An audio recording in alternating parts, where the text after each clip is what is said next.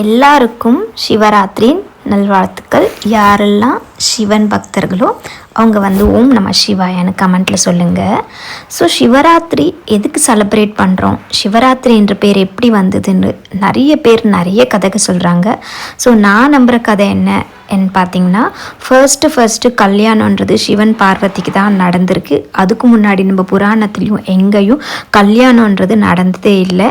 So சிவாவை கல்யாணம் பண்ணிக்கிறதுக்கு பார்வதி தேவி நிறைய பூஜை பண்ணி, ஸோ அதை ஒரு ராத்திரியெல்லாம் விடிஞ்சு பூஜை பண்ணி சிவனுக்கு அதுக்கப்புறம் தான் கல்யாணம் பண்ணாங்கன்னு புராணத்தில் சொல்லப்படுது. அதனால தான் சிவராத்திரின்ற பேர் வந்ததுன்னு கூட சொல்லப்படுது.